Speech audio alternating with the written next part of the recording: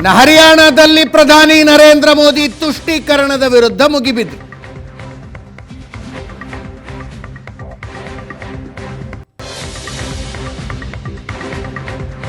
ಮುಸ್ಲಿಮರಿಗಾಗಿ ಕಾಂಗ್ರೆಸ್ನವರು ವಕ್ಫ್ ಕಾನೂನು ತಂದಿದ್ದಲ್ಲ, ಮುಸ್ಲಿಮರ ಓಲೈಕೆ ಮಾಡೋದಕ್ಕೆ ತಂದಿದ್ರು.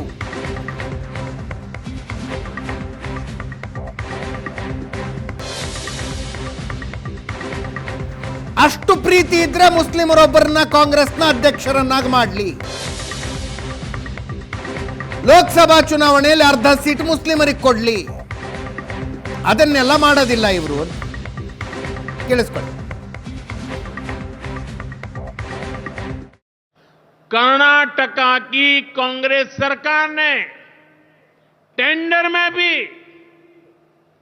अब एससी, एसटी, ओबीसी के अधिकार छीन करके धर्म के आधार पर आरक्षण दे दिया, जबकि संविधान में बाबा साहब आंबेडकर ने साफ साफ शब्दों में चर्चा में कहा था कि संविधान में कतई धर्म के आधार पर आरक्षण की व्यवस्था नहीं की जाएगी।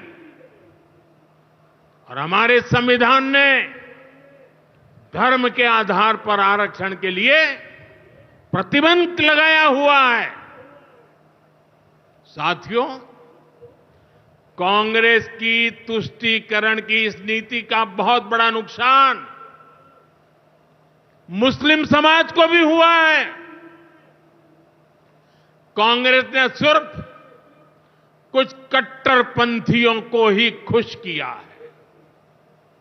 बाकी 2013 तक वक्फ का कानून चलता था, लेकिन चुनाव जीतने के लिए, तुष्टीकरण की राजनीति के लिए, वोट बैंक की राजनीति के लिए 2013 के आखिर में, आखिरी सत्र में कांग्रेस ने इतने सालों तक चल रहे वक्फ के कानून में आनन फानन संशोधन कर दिया। वोट बैंक को खुश करने के लिए इस कानून को ऐसा बना दिया कि बाबा साहब आंबेडकर के संविधान की ऐसी की तैसी संविधान से ऊपर कर दिया। ये बाबा साहब का सबसे बड़ा अपमान का काम था। साथियों, ये कहते हैं कि उन्होंने मुसलमानों के हित में किया। मैं जरा ऐसे सभियों से पूछना चाहता हूं, वोट बैंक के भूखे इन राजनेताओं से कहना चाहता हूं, अगर सच्चे अर्थ से आपके दिल में मुसलमानों के लिए थोड़ी भी हमदर्दी है, तो कांग्रेस पार्टी अपने पार्टी के अध्यक्ष मुसलमान को बनाए। क्यों नहीं बनाते भाई? संसद में टिकट देते हैं, 50% मुसलमानों को दो, जीत करके आएंगे तो अपनी बात।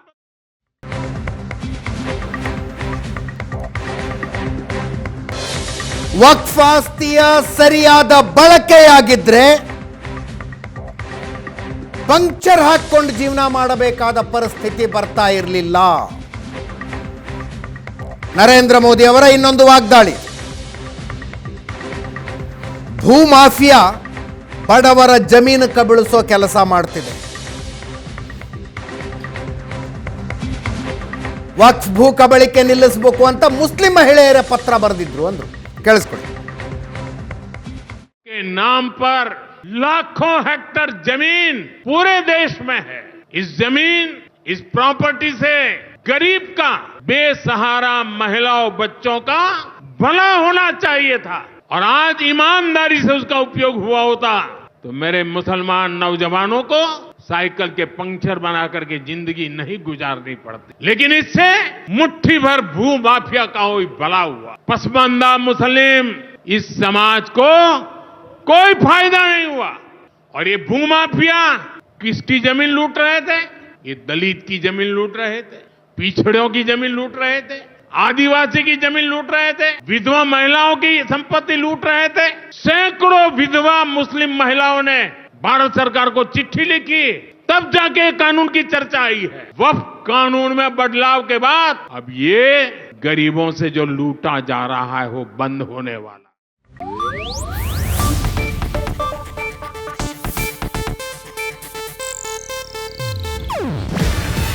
ಇದು ಏಷ್ಯಾನೆಟ್ ನ್ಯೂಸ್ ನೆಟ್ವರ್ಕ್ ಪ್ರಸ್ತುತಿ. ನೀವು ನೋಡ್ತಿದ್ದೀರಾ ಏಷ್ಯಾನೆಟ್ ಸುವರ್ಣ ನ್ಯೂಸ್.